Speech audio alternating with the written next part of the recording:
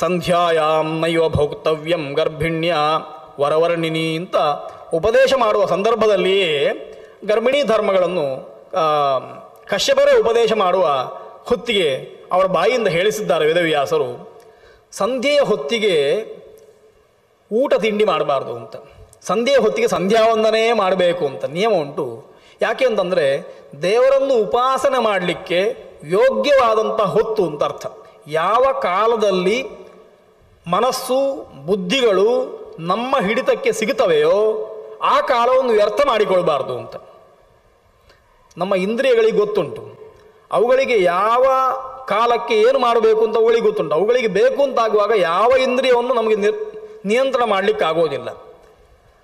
ಆ ಇಂದ್ರಿಯನ್ನು ನಾವು ಇಟ್ಟುಕೊಂಡವರು ನಮ್ಮ ಅಂಕೆಯಲ್ಲಿ ಇಂದ್ರಿಯಗಳಿದ್ದಾವೆ ಅಂತ ನಾವು ಹೇಳ್ತೇವೆ, ನಮಗೆ ಸಂಧ್ಯಾಕಾಲವನ್ನು ರಕ್ಷಣೆ ಮಾಡಿಕೊಳ್ಳಿಕ್ಕೆ ಆಗುವುದಿಲ್ಲವೋ ಅಂತ ಕೇಳಿದರೆ ಆಗ್ತದೆ, ಆದರೆ ನಮ್ಮ ಔದಾಸೀನ್ಯದಿಂದ ಹೋಗ್ತದೆ. ಅದಕ್ಕೋಸ್ಕರ ಸಂಧ್ಯಾಕಾಲವನ್ನು ವ್ಯರ್ಥ ಮಾಡಬೇಡಿ, ಆ ಕಾಲದಲ್ಲಿ ಒಳ್ಳೆಯ ಚಿಂತನೆ ಮಾಡಿ ದೇವರ ಮುಂದೆ ಕೂತ್ಕೊಳ್ಳಿ ಅಂತ ಪುರಾಣ ಹೇಳುವಂಥದ್ದು. ಹಾಗಾಗಿ ಅಂತಹ ಹೊತ್ತಿಗೆ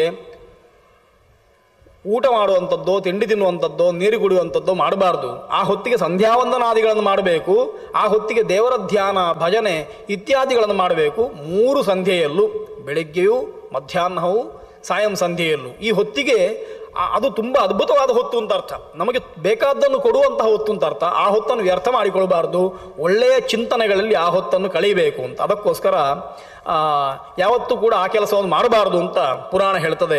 ಇನ್ನು ನ ಸ್ಥಾತವ್ಯಂ ನಗಂತವ್ಯಂ ವೃಕ್ಷಮೂಲೇಶು ಸರ್ವದಾ. ಗರ್ಭಿಣಿಯಾದವಳು ತನ್ನ ಗರ್ಭವನ್ನು ರಕ್ಷಣೆ ಮಾಡಿಕೊಳ್ಬೇಕು, ತನ್ನ ಹೊಟ್ಟೆಯಲ್ಲಿರುವಂಥ ಮಗುವನ್ನು ರಕ್ಷಣೆ ಮಾಡಿಕೊಳ್ಬೇಕು. ಅದಕ್ಕೋಸ್ಕರ ಸಾಹಸ ಇರುವ ಕೆಲಸಗಳನ್ನು ಮಾಡಬಾರ್ದು. ಯಾವುದರಿಂದ ತನಗೆ ದೇಹಕ್ಕೆ ಮನಸ್ಸಿಗೆ ತೊಂದರೆ ಆಗ್ತದೋ ಅಂಥ ಕೆಲಸಗಳನ್ನು ಮಾಡಬಾರ್ದು. ಅವಳಿಗೆ ಓಡಬಾರ್ದು ಅಂತ ನಿಯಮ ಉಂಟು. ಯಾನಾದಿಗಳನ್ನು ಏರಿ ಪ್ರಯಾಣ ಮಾಡಬಾರ್ದು ಅಂತ ನಿಯಮ ಉಂಟು.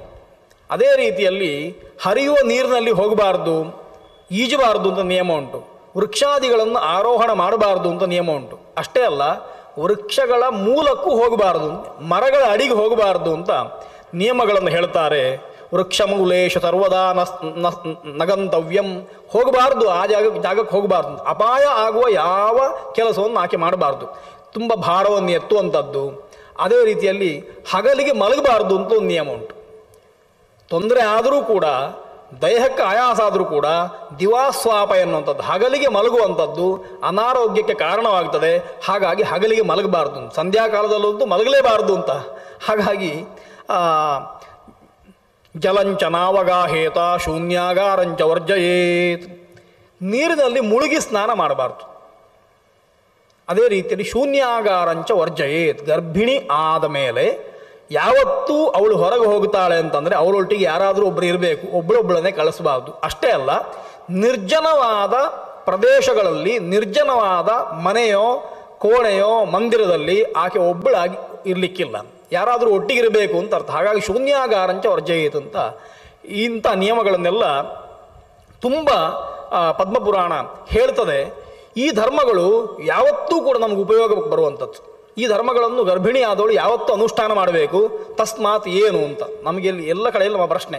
ಇದೆಲ್ಲ ಅನುಷ್ಠಾನ ಮಾಡಿದರೆ ಏನು ಫಲ, ಮಾಡದಿದ್ದರೆ ಏನು ಫಲ ಅಂತ. ಮಾಡದಿದ್ದರೆ ಏನು ಫಲ ಅಂತ ಅನುಭವದಿಂದ ಗೊತ್ತಾಗ್ಬೋದೋ ಏನೋ. ಮಾಡಿದರೆ ಏನು ಫಲ ಅಂತ ಪುರಾಣ ಹೇಳುವಂಥದ್ದು, ಈ ಕೆಲಸಗಳನ್ನು ನೀವು ಮಾಡಿದ್ರಿಂದ ಮುಂದೆ ಹುಟ್ಟುವ ಮಗು ಕಲ್ಯಾಣ ಗುಣ ಸಂಪನ್ನನಾಗುತ್ತಾನೆ. ಆ ಮಗು ಸಾತ್ವಿಕನಾಗಿ ಹುಟ್ಟುತ್ತಾನೆ. ಯಾಕೆ ಅಂತಂದರೆ ಭಾಗವತ ಧರ್ಮಗಳನ್ನು ಯಾರು ಅನುಷ್ಠಾನ ಮಾಡ್ತಾನೋ ಅಥವಾ ಯಾರು ಅನುಷ್ಠಾನ ಮಾಡ್ತಾಳೋ ಅವಳಿಗಾಗುವ ಲಾಭ ಏನು ಅಂತಂದರೆ, ಅವಳಿಗೆ ಮುಂದೆ ತನ್ನ ಮಾತನ್ನು ಕೇಳುವ, ತನ್ನನ್ನು ಗೌರವಿಸುವ, ತನ್ನಲ್ಲಿ ಭಕ್ತಿ ಇರುವ ಒಳ್ಳೆಯ ಮಗ ಅಥವಾ ಮಗಳು ಹುಟ್ಟುತ್ತಾಳೆ ಎನ್ನುವಂಥದ್ದೇ ಅವಳಿಗೆ ಲಾಭ. ಮತ್ತೊಂದು ಬೇರೆ ಲಾಭ ಬೇಕು ಅಂತಿಲ್ಲ ಅಂತ. ಹಾಗಾಗಿ ಅಂತಹ ಧರ್ಮಗಳನ್ನು ಆ ಹೊತ್ತಿಗೆ ಅನುಷ್ಠಾನ ಮಾಡಬೇಕು, ಸಾತ್ವಿಕವಾಗಿರಬೇಕು, ಒಳ್ಳೆಯ ಕಥೆಗಳನ್ನು ಕೇಳಬೇಕು ಅಂತ ಹೇಳುವಂಥದ್ದು ಒಳಗೆ ಬೆಳೆಯುತ್ತಾ ಇರುವಂತಹ ಯಾವ ಜೀವ ಉಂಟು ಆ ಜೀವಕ್ಕೆ ಕೊಡುವ ಸಂಸ್ಕಾರ ಅಂತ. ಸಂಸ್ಕಾರಗಳನ್ನು ಹೇಳ್ತಾ ಅದು ಗಾರ್ಭಿಕ ಬೈಜಿಕ ಅಂತ ಸಂಸ್ಕಾರಗಳನ್ನು 2 ವಿಭಾಗ ಮಾಡಿಕೊಂಡಿದ್ದಾರೆ. ಪೂರ್ವ ಸಂಸ್ಕಾರಗಳಲ್ಲೂ ಕೂಡ ಈ 16ರಲ್ಲಿ ಮತ್ತೆ ಸೀಮಂತೋನ್ನಯನದವರೆಗೆ, ಜಾತಕರ್ಮಕ್ಕಿಂತ ಹಿಂದೆ ನಡೆಸುವ ಸೀಮಂತೋನ್ನಯನದವರೆಗಿರುವ ಸಂಸ್ಕಾರಗಳಲ್ಲಿ ಅದು ಗರ್ಭ ಸಂಸ್ಕಾರವೂ ಹೌದು, ಬೀಜ ಸಂಸ್ಕಾರವೂ ಹೌದು ಅಂತ ಹೇಳ್ತಾರೆ. ಅಂದರೆ ತಾಯಿಗೂ ಸಂಸ್ಕಾರ, ತಾಯಿಯ ಗರ್ಭದ ಒಳಗಿರುವ ಮಗುವಿಗೂ ಸಂಸ್ಕಾರ ಅಂತ ಅರ್ಥ. ಆಮೇಲೆ ಮಾಡುವಂಥದ್ದು ಜಾತಕರ್ಮ ಇತ್ಯಾದಿಗಳು ಹುಟ್ಟಿದ ಮಗುವಿಗೆ ಮಾಡೋ ಸಂಸ್ಕಾರ. ಉಪನಯನ ಆ ಮಗುವಿಗೆ ಮಾಡೋ ಸಂಸ್ಕಾರ. ಚೂಡಾಕರ್ಮ ತಲೆ ಕೂದಲನ್ನು ಕತ್ತರಿಸುವುದು, ಕರ್ಣವೇಧ ಕಿವಿ ಚುಚ್ಚುವುದು, ಅಕ್ಷರಾಭ್ಯಾಸ ಅದು ಮಗುವಿಗೆ ಆಗುವಂಥದ್ದು. ಗರ್ಭಾಧಾನ, ಪುಂಸವನ, ಸೀಮಂತೋನ್ನಯನ ಎನ್ನುವ ಸಂಸ್ಕಾರಗಳು ಅದು ತಾಯಿಗೂ ಅದೇ ರೀತಿಯಲ್ಲಿ ಮಗುವಿಗೂ ಒಟ್ಟಿಗೆ ನಡೆಸುವಂತಹ ಬೈಜಿಕವಾದ ಮತ್ತು ಗಾರ್ಭಿಕವಾದ ಸಂಸ್ಕಾರಗಳು ಅಂತ. ಹಾಗಾಗಿ ಆ ಸಂಸ್ಕಾರಗಳನ್ನು ಮಾಡಿದರೆ ಒಳ್ಳೆಯ ಸಂತಾನ ಹುಟ್ಟುತ್ತದೆ ಎನ್ನುವಂಥದ್ದು ಫಲ ಅಂತ ಪುರಾಣ ಹೇಳುವಂಥದ್ದು. ಮುಂದಿನ ಅಧ್ಯಾಯಗಳಲ್ಲಿ ಪೃಥುವಿನ ವಂಶದ ವರ್ಣನೆ ಬರ್ತದೆ. ನಾವು ಭೂಮಿಯನ್ನು ಪೃಥಿವಿ ಅಂತ ಕರಿತೇವೆ. ತುಂಬ ವಿಸ್ತಾರವಾದದ್ದು ಅಂತ ಅದಕ್ಕೆ ಅರ್ಥ. ಕೇವಲ ವಿಸ್ತಾರವಾಗಿದೆ ಎನ್ನುವ ಅರ್ಥದಿಂದಲೇ ಪೃಥ್ವಿ ಅಥವಾ ಪೃಥಿವಿ ಅಂತ ಅರ್ಥ ಅಲ್ಲ. ವೇದದಲ್ಲಿ ಪೃಥಿವಿ ಅಂತ ಉಂಟು, ನಾವು ಪೃಥ್ವಿ ಅಂತ ಕರಿತೇವೆ. ವಿಸ್ತಾರವಾಗಿದೆ ಎನ್ನುವ ಅರ್ಥದಿಂದ ಮಾತ್ರ ಅಲ್ಲ, ಪೃಥು ಎನ್ನುವ ರಾಜನಿಂದ ವ್ಯವಸ್ಥೆ ಮಾಡಲ್ಪಟ್ಟವಳು ಅಂತ ಅರ್ಥ. ಅವಳನ್ನು ಬೇಕಾದ ಹಾಗೆ ಆತ ಸಮತಟ್ಟು ಮಾಡಿದ ಅಂತ, ಜನಗಳಿಗೆ ಹಾಗೆ ಮಾಡಿಕೊಟ್ಟ ಅಂತ ಭಾಗವತದಲ್ಲೂ ಈ ಕತೆ ಬರ್ತದೆ. ಆ ಪೃಥುವಿನ ವಂಶವರ್ಣನೆಯನ್ನು ಪದ್ಮಪುರಾಣ ಹೇಳ್ತದೆ. ಆಮೇಲೆ ಪೃಥು ಮಾಡಿದ ಕೆಲಸ, ಅಂಗ ಎನ್ನುವ ರಾಜ ಆತ ಕೆಟ್ಟ ಕೆಲಸ ಮಾಡಿದ ಅಂತ ಅವನ ಶರೀರವನ್ನು ಋಷಿಗಳು ಮಥನ ಮಾಡ್ತಾರೆ. ಹಾಗಾಗಿ ಆ ವೈನ್ಯ ಪೃಥು ಅಂತ ಕರೆಯುವಂಥದ್ದು ವೇನ ಎನ್ನುವ ರಾಜ, ಆತನ ಮಗ ಪೃಥು ಹುಟ್ಟುತ್ತಾನೆ. ಆತನ ಶರೀರವನ್ನು ಮಥನ ಮಾಡುವಾಗ ಅದರಿಂದ ಪೃಥುವಿನ ಜನನ ಆಗುತ್ತದೆ. ಅಂತಹ ಪೃಥು ಋಷಿಗಳಿಗೆ ಬೇಕಾದ್ದನ್ನು ಮಾಡ್ತಾನೆ. ವೇನ ಏನು ಕೆಟ್ಟ ಕೆಲಸ ಮಾಡ್ತಾ ಇದ್ನೋ ಅದನ್ನೆಲ್ಲ ತಾನು ಮಾಡದೆ ಒಳ್ಳೆಯ ಕೆಲಸಗಳನ್ನು ಮಾಡಿ ಜಗತ್ತನ್ನು ಒಂದು ಸ್ಥಿತಿಗೆ ತರ್ತಾನೆ ಅಂತ. ಆದ್ದರಿಂದಲೇ ಮುಂದೆ ಭೂಮಿಗೆ ಅವನಿಂದ ಕೃಷ್ಟವಾದ್ರಿಂದ ಪೃಥ್ವಿ ಅಂತಲೇ ಹೆಸರು ಬರ್ತದೆ. ಅಂತಹ ಪೃಥ್ವಿಯನ್ನು ಪೃಥು ಸರಿ ಮಾಡಿದ ಕಥೆಯನ್ನು ಹೇಳ್ತಾ ಅದನ್ನು ದೋಹನ ಮಾಡಿದ. ಪೃಥ್ವಿಯನ್ನು ಒಂದು ಗೋರೂಪದಿಂದ ಕಲ್ಪಿಸಿ ಬೇಕಾದ್ದನ್ನು ಎಲ್ಲರೂ ಅವರವರಿಗೆ ಬೇಕಾದ್ದನ್ನು ಅವರು ಹಾಲು ಕರೆಯುವ ಹಾಗೆ ಪೃಥ್ವಿಯಿಂದ ಪಡೆದುಕೊಂಡ್ರು ಅಂತ. ಇದರಿಂದ ನಮಗೆ ತಿಳಿಯುವ ಸಂದೇಶ, ನಮ್ಮ ಭೂಮಿ ನಮಗೆ ಎಲ್ಲವನ್ನು ಕೊಡುವಂಥದ್ದು. ಆದರೆ ನಮಗೆ ಭೂಮಿಯಿಂದ ಪಡೆದುಕೊಳ್ಳಿಕ್ಕೆ ಗೊತ್ತು ಬೇಕಷ್ಟೆ. ನಮಗೆ ಗೊತ್ತಿಲ್ಲದೇ ಇದ್ದರಿಂದ, ಕೃಷಿ ಮಾಡಲಿಕ್ಕೆ ಗೊತ್ತಿಲ್ಲದೇ ಇದರಿಂದ ನಾವು ತಿನ್ನುವ ಅನ್ನ ಇವತ್ತು ವಿಷ ಆಗಿದೆ. ನಮಗೆ ಅದು ಗೊತ್ತಿದ್ರೆ, ಆ ವಿದ್ಯೆ ಗೊತ್ತಿದ್ರೆ ನಾವು ಏನೂ ಮಾಡಲಿಕ್ಕೆ ಸಾಧ್ಯ ಆಗುತ್ತದೆ. ಹಾಗಾಗಿ ಭೂಮಿಯನ್ನು ಕೇವಲ ಒಂದು ಜಡವಸ್ತು ಅಂತ ಭಾವಿಸದೆ ಒಂದು ದೇವತೆ ಅಂತ ಭಾವಿಸಿ ಆ ಭೂಮಿಯನ್ನು ಉಳಬೇಕು ಅಂತ. ಹಿಂದಿನ ಕಾಲದಲ್ಲಿ ನಮ್ಮಲ್ಲಿ ಮರದ ನೇಗಿಲಿತ್ತು.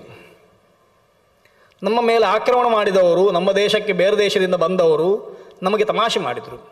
ಭಾರತೀಯರಿಗೆ ಉಳ್ಳಿಕ್ಕೆ ಗೊತ್ತಿಲ್ಲ, ಅವರಿಗೆ ಕಬ್ಬಿಣದ ನೇಗಿಲುಗಳು ಗೊತ್ತಿರಲಿಲ್ಲ, ಟ್ರ್ಯಾಕ್ಟರ್ಗಳು ಗೊತ್ತಿರಲಿಲ್ಲ. ಹಾಗಾಗಿ ಮರದ ನೇಗಿಲುಗಳನ್ನು ಬಳಸ್ತಾ ಇದ್ದರು. ಅವರ ಅಜ್ಞಾನವನ್ನು ನಾವು ಹೊಡೆದೋಡಿಸಿ ಅವರಿಗೆ ಕಬ್ಬಿಣದ ನೇಗಿಲನ್ನು ಉಪಯೋಗ ಮಾಡುವುದನ್ನು ಕಲಿಸಿದೆವು ಅಂತ. ಕಬ್ಬಿಣದ ನೇಗಿಲಲ್ಲ, ಚಿನ್ನದ ನೇಗಿಲನ್ನು ಮಾಡಲಿಕ್ಕೂ ಭಾರತೀಯರಿಗೆ ಗೊತ್ತಿತ್ತು. ಯಾಕೆ ಅಂತಂದರೆ ಯಜ್ಞಕ್ಕಾಗುವಾಗ ಸ್ವರ್ಣಲಾಂಗಲೇನ ಅಂತ ಶಬ್ದಗಳಿದ್ದಾವೆ. ಚಿನ್ನದ ನೇಗಿಲಿನಲ್ಲಿ ಭೂಮಿಯನ್ನು ಉಳಬೇಕು ಅಂತ. ಅದು ಆ ಹೊತ್ತಿಗೆ ಮಾತ್ರ. ಭೂಮಿಯನ್ನು ಉಳಬೇಕಾದ್ದು ಮರದ ನೇಗಿಲಿನಿಂದ ಅಂತ. ಯಾಕೆ ಅಂತಂದರೆ ಮರದ ನೇಗಿಲು ಭೂಮಿಯನ್ನು ತುಂಬ ಆಳವಾಗಿ ಉಳುವುದಿಲ್ಲ, ಒಂದು ಮಧ್ಯಮ ಪರಿಮಾಣದಲ್ಲಿ ಉಳುತ್ತದೆ. ಹೆಚ್ಚು ಆಳವಾಗಿ ಭೂಮಿಯನ್ನು ಕರ್ಷಣ ಮಾಡಬಾರ್ದು ಅಂತ ನಿಯಮ ಉಂಟು. ಕೃಷಿಕನ ಧರ್ಮಗಳನ್ನು ನಿರೂಪಣೆ ಮಾಡುವಾಗ ಭೂಮಿಯಿಂದ ಹೇಗೆ ಫಲಗಳನ್ನು ಪಡಿಬೇಕು ಅಂತಂದರೆ ಭೂಮಿಗೆ ತೊಂದರೆ ಆಗದ ರೀತಿಯಲ್ಲಿ ಭೂಮಿಯ ಮೇಲ್ಮೈಯನ್ನು ಮಾತ್ರ ಕರ್ಷಣೆ ಮಾಡಿ, ಬೆಳೆ ಬೆಳೀಲಿಕ್ಕೆ ಎಷ್ಟು ಬೇಕು ಅಷ್ಟನ್ನು ಮಾತ್ರ ಕರ್ಷಣೆ ಮಾಡಿ ಅದರಿಂದ ಫಲವನ್ನು ಪಡೀಬೇಕು ಅಂತ ಹೊರತು ಭೂಮಿಯನ್ನು ಸಿಕ್ಕಾಪಟ್ಟೆ ಅಗೆದು ಭೂಮಿಯ ಗರ್ಭದಲ್ಲಿದ್ದದ್ದನ್ನೆಲ್ಲ ದೋಚಬಾರದು ಅಂತ ಶಾಸ್ತ್ರ ಪುರಾಣಗಳು ಯಾವತ್ತಿಂದ ನಮಗೆ ಎಚ್ಚರಿಕೆ ಕೊಡ್ತಾ ಇದ್ದಾವೆ. ನಾವು ಅವುಗಳನ್ನು ಬದಿಗಿಟ್ಟುಕೊಂಡು ಬೇರೆ ಅಧ್ಯಯನ ಮಾಡಿದ್ರಿಂದ, ಇವುಗಳನ್ನು ಸುಳ್ಳು ಅಂತ ನಾವು ನಂಬಿದ್ರಿಂದ ನಾವು ಹಾಳಾಗಿ ಹೋಗಿದ್ದೇವೆ. ಇವತ್ತಿಗೂ ಪುರಾಣಗಳು ಅದೇ ಸತ್ಯವನ್ನು ಹೇಳ್ತಾ ಇದ್ದಾವೆ, ನಾವು ನೋಡ್ತಾ ಇಲ್ಲ. ಮರದ ನೇಗಿಲನ್ನು ಉಪಯೋಗಿಸಬೇಕು ಅಂತ ಪುರಾಣ ಹೇಳ್ತದೆ. ಯಾಕೆ ಅಂತಂದರೆ ಅದಕ್ಕೆ ಮರವನ್ನು ಹೇಳ್ತದೆ. ಆರಗ್ವಧ ಅಂತ ಒಂದು ಮರ ಉಂಟು.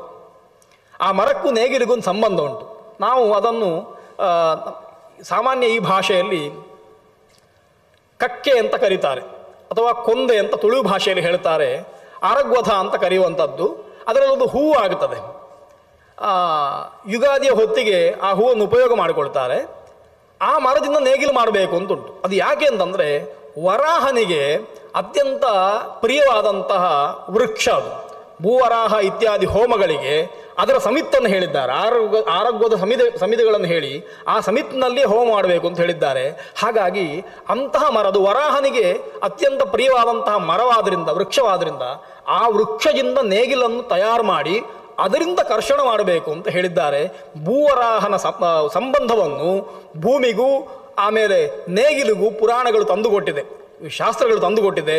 ನಾವು ಇವತ್ತು ಅದನ್ನು ಮರೆತು ನಮ್ಮದೇ ರಾಜ್ಯದಲ್ಲಿ ವಿಹಾರ ಮಾಡ್ತಾ ಇದ್ದೇವೆ ಅಂತ. ಈ ದೃಷ್ಟಿಯಿಂದ ಪುರಾಣಗಳು ಹೇಳಿದ್ದು ಇವತ್ತಿಗೂ ಕೂಡ ಅನ್ವಯ ಆಗುತ್ತದೆ, ಉಪಯೋಗಕ್ಕೆ ಬರ್ತದೆ ಅನ್ನುವಂಥದ್ದು ಪ್ರತಿಯೊಂದು ಪದದಲ್ಲೂ ಪ್ರತಿಯೊಂದು ಶ್ಲೋಕದಲ್ಲೂ ಗೊತ್ತಾಗ್ತದೆ.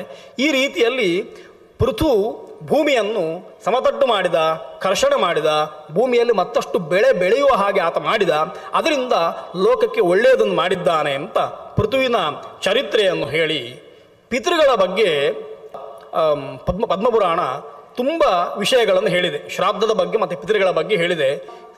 ಸಮಯಾವಕಾಶ ಕಮ್ಮಿ ಇರುವುದರಿಂದ ಶ್ರಾದ್ದದ ಬಗ್ಗೆ ವಿಸ್ತಾರವಾಗಿ ನೋಡಲಿಕ್ಕೆ ಆಗ್ತಾ ಇಲ್ಲ. ಸಂಕ್ಷೇಪವಾಗಿ ಹೇಳ್ತೇನೆ. ಮನುಷ್ಯ ದೇವತೆಗಳನ್ನು ಆರಾಧನೆ ಮಾಡುವ ಹಾಗೆ ಪಿತೃಗಳನ್ನು ಆರಾಧನೆ ಮಾಡಬೇಕು ಅಂತ. ಪಿತೃಗಳು ದೇವತೆಗಳೇ, ಆದರೆ ಪಿತೃಗಳು ನಮ್ಮೊಟ್ಟಿಗಿರುವವರು ಆಗಿದ್ದಾರೆ, ಮೇಲಿದ್ದವರು ಆಗಿದ್ದಾರೆ. ಪಿತೃಗಳನ್ನು ಎರಡು ವಿಭಾಗ ಮಾಡ್ತಾರೆ. ಅಮೂರ್ತರು, ಮೂರ್ತರು ಅಥವಾ ಸಮೂರ್ತರು ಅಂತ. ಸಮೂರ್ತರು ಮೂರ್ತರು ಎರಡು ಒಂದೇ. ಅಮೂರ್ತರು ಅಂತ. ಅಮೂರ್ತರು ಯಾರು ಅಂತ ಕೇಳಿದರೆ ಅಗ್ನಿಶ್ವಾತ್ತರು, ಬರ್ಹಿಷದರು, ಆಜ್ಯಪರು, ಸೋಮಬರು ಎನ್ನುವಂಥ 4 ಗಣ ಅವರನ್ನು ಅಮೂರ್ತರು ಅಂತ ಕರೆಯುವಂಥದ್ದು. ಅವರು ದೇವತೆಗಳಾಗಿದ್ದಾರೆ, ಪಿತೃದೇವತೆಗಳು ಅಂತ ಕರೆಯಲ್ಪಡ್ತಾರೆ. ಪಿತೃಪಿತಾಮಹ ಪ್ರಪಿತಾಮಹ ಎನ್ನುವಂತಹ ನಮಗೆ ಸಂಬಂಧಿಗಳಾದ ನನ್ನ ತಂದೆ, ತಂದೆ, ಅವರ ತಂದೆ ಎನ್ನುವಂತಹ ಈ 3 ಸಂಬಂಧವನ್ನು ಇಟ್ಟುಕೊಂಡ 3 ಜನ, ಅವರಲ್ಲಿ ಮತ್ತೆ ವಸು, ರುದ್ರ, ಆದಿತ್ಯ ಎನ್ನುವಂತಹ 3 ದೇವತೆಗಳು, ಅವರ ಒಳಗೆ ಭಗವಂತ ಮತ್ತೆ ಅನಿರುದ್ಧ, ಸಂಕರ್ಷಣ, ಪ್ರದ್ಯುಮ್ನ ರೂಪದಲ್ಲಿ ಇದ್ದಾನೆ ಅಂತ. ಹೀಗೆ ಈ ರೂಪಗಳನ್ನು ಮೂರ್ತರು ಅಂತ ಕರೆಯುವಂಥ, ಸಮೂರ್ತರು ಅಂತ ಕರೆಯುವಂಥದ್ದು. ಈ ರೀತಿಯಲ್ಲಿ ಅಮೂರ್ತರು ಸಮೂರ್ತರು ಇಬ್ಬರನ್ನೂ ಕೂಡ ಆರಾಧನೆ ಮಾಡಬೇಕು. ಹಾಗಾಗಿ ವೇದ ಹೇಳ್ತದೆ, ದೇವ ಪಿತೃಕಾರ್ಯಾಭ್ಯಾಂ ನ ಪ್ರಮಜಿತವ್ಯಂ. ದೇವಕಾರ್ಯದಿಂದಲೂ ನೀನು ಹೊರಗುಳಿಬಾರ್ದು, ಪಿತೃಕಾರ್ಯವನ್ನು ಮಾಡದೆಯೂ ಕೂತ್ಕೊಳ್ಬಾರ್ದು. ಹಾಗಾಗಿ ಆ 2 ಕೆಲಸಗಳನ್ನು ಮಾಡಬೇಕು ಅಂತ ಹೇಳಿದ್ರಿಂದ ಪಿತೃಗಳ ಬಗ್ಗೆ ತುಂಬ ಪ್ರಶಂಸೆ ಪುರಾಣಗಳು ಮಾಡಿದೆ. ಆ ಪಿತೃಗಳ ಆರಾಧನೆ ಎನ್ನುವಂಥದ್ದು ಏನುಂಟು ಅದನ್ನು ಶ್ರಾದ್ದ ಅಂತ ಕರೆಯುವಂಥದ್ದು.